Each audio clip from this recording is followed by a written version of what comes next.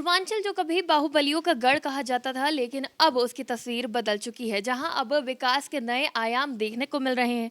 हमने आपको गोरखपुर के बारे में बताया और अब हम उसके पास के जिले, जो कि एक प्रमुख जिला है जहां पे अभी भी बीजेपी ने अपना जो एक वर्चस्व कायम किया है। उपचुनाव में जिस तरह से बीजेपी की जीत हुई, उसके बाद से विकास के नए नए काम देखने को मिल रहे हैं। जी हाँ, हम बात कर रहे हैं आजमगढ़ की, जहाँ के वर्चस्व को देखने के लिए और दिखाने के लिए बीजेपी ने कई काम शुरू कर दिए हैं। हम बात कर रहे हैं यहाँ के ऊर्जावान सांसद निरहुआ जी की। जी हाँ, यहाँ पे भी बहुत विकास के काम करे जा रहे हैं और उसके बारे में जानकारी देने के लिए हमारे साथ खुद यहाँ के तेजस्वी और ऊर्जावान सांसद निरहुआ जी हमारे साथ जुड़ चुके हैं। सर, आपका बहुत बहुत स्वागत है। तो जिस तरह से आजमगढ़ में विकास के नए आयाम छुए जा रहे हैं, विकास की गति और तेज हो गई है। कभी ये समाजवादी पार्टी का गढ़ कहा जाता था, लेकिन जिस तरह से आपकी जीत हुई है, या आपने बता दिया है कि किसी का कोई गढ़ हमेशा के लिए नहीं रहता, तो विकास के बारे में हम जानना चाहेंगे। बीजेपी कितनी तेजी से विकास कर रही है आजमगढ़ में अब? बहुत ही तेजी से। और देखिए, हम लोग ये बात पहले भी कहते थे कि आजमगढ़ में अगर विकास चाहिए तो यहाँ सबसे पहले कमल खिलाना पड़ेगा, क्योंकि कमल ही लक्ष्मी माँ का आसन है। जहाँ जहाँ कमल खिला है वहाँ लक्ष्मी माँ आई हैं और तरक्की हुई है, वहाँ समृद्धि आई है। तो उसका जो जीता जागता उदाहरण अभी ताज़ा ताज़ा है वो आजमगढ़ है। आजमगढ़ में जो 70 साल से मांगे थी और पूरी नहीं हो रही थी, कमल के खिलते ही 3 महीने में पूरा हो गया।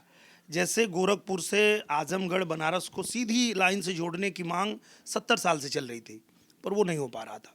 अभी जैसे कमल खिला है, लक्ष्मी माँ की कृपा हुई है और तुरंत उसको मिल गया, मंजूरी मिल गई और वो काम शुरू हो गया। अभी आजमगढ़ में अंतर्राष्ट्रीय हवाई अड्डा बन रहा है और मैं आपके माध्यम से पूजनीय महाराज जी को धन्यवाद देना चाहता हूं कि कल ही एक और न्यूज़ आई है कि हमारे जो आजमगढ़ का हरिहरपुर घराना है संगीत का, उसको महाराज जी ने 5 करोड़ रुपए दिए। कल ही पास किया उन्होंने संगीत विद्यालय बनाने के लिए। तो इस तरह से और बाकी जो विकास कार्य हो रहा है, जैसे 50 सालों में कभी ऐसा नहीं हुआ होगा कि आजमगढ़ की सड़कों की मरम्मत के लिए 50 करोड़ रुपए आया हो। वो भी इन 3 महीने के अंदर ही 50 करोड़ रुपए आए हैं और वो मरम्मत शुरू भी हो गया। जो सड़कें बनी ही नहीं, टूटी, और कितनी बार यहाँ सांसद आए और कितने बार बड़े बड़े लीडर आए, नहीं बनी, वो भी बननी शुरू हो गई है। और कई मार्ग तो ऐसे थे जिनको खुद ही उन लोगों ने फंसा दिया था, जो यहाँ विधायक जीतते थे लोग, उन्होंने ही फंसा दिया था, उसको बनने नहीं दे रहे थे। उसको भी हम लोग पास करवा लिए। ये कमल का कमाल है। यानी इतिहास बदल रहा है और विकास हो रहा है। जिस तरह से एक नया फैसला आया, अब भोजपुरी स्टार हैं और भोजपुरी फिल्म सिटी अब गोरखपुर में बन रही है। सीएम योगी आदित्यनाथ ने अब इसको मंजूरी दे दी है। भोजपुरी जितने भी स्टार्स हैं और जितने भी छोटे कलाकार हैं, सबको रोजगार के साथ साथ अब सम्मान भी मिलेगा। इसको किस तरह से देखते हैं? जब मुझसे किसी ने कहा था, जब नोएडा में फिल्म सिटी बन रही थी, तो किसी ने कहा था कि अरे यार, ये तो बनना चाहिए था पूर्वांचल में।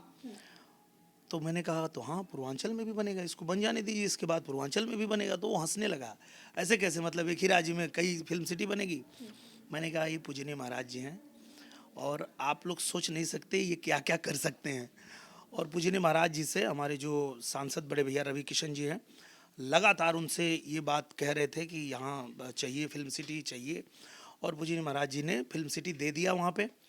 और सबसे बड़ी बात यह है कि जब लॉकडाउन लगा था, उस समय जब किसी के पास काम नहीं था, तब पूजनीय महाराज जी गए थे मुंबई, और उन्होंने कहा था कि जितने फिल्म निर्माता हैं, जैसे लॉकडाउन खुलता है आप लोग आइए, यूपी में शूटिंग करिए, हम आपको सब्सिडी भी देंगे और आपको सुरक्षा भी देंगे।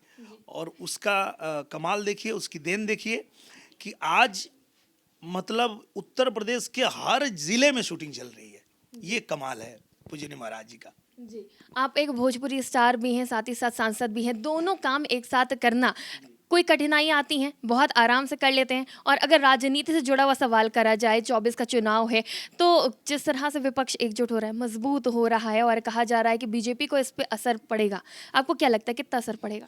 मुझे लगता है कि हम लोगों का जो कार्य करने की क्षमता है, जो स्टाइल है, वो उनके पास नहीं है। उनको भी जनता ने मौका दिया था, ऐसा नहीं कि नहीं दिया था। उनको जनता ने मौका दिया था, इतने लंबे समय तक कांग्रेस को मौका दिया था, उन लोगों ने नहीं किया। यहाँ आजमगढ़ में लंबे समय तक समाजवादी पार्टी को मौका दिया था, नहीं किए। अब जब हम लोगों को समय मिला है तो ये कहते तो थे ये लोग कि जीतने के बाद मुंबई भाग जाएगा, लेकिन नहीं, हम लोग भारतीय जनता पार्टी वाले हैं, हम मुंबई छोड़ देंगे, आजमगढ़ नहीं छोड़ेंगे।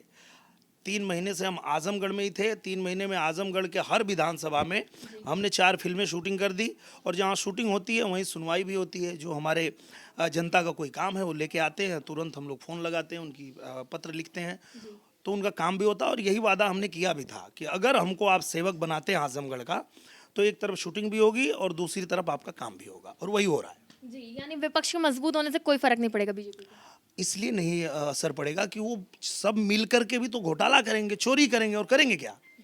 हम लोग अकेले भी हैं तो यहाँ रह के काम कर रहे हैं, जनता को उनकी सेवा कर रहे हैं, और वो सब मिल के लूटेंगे और करेंगे क्या वो? जी बिल्कुल, बहुत बहुत शुक्रिया आपने समय देने के लिए। और हमारे साथ जुड़े हुए थे दिनेश लाल यादव जी, जो कि निरहुआ के नाम से पहचाने जाते हैं, भोजपुरी के दिग्गज एक्टर भी हैं और आजमगढ़ के सांसद भी हैं।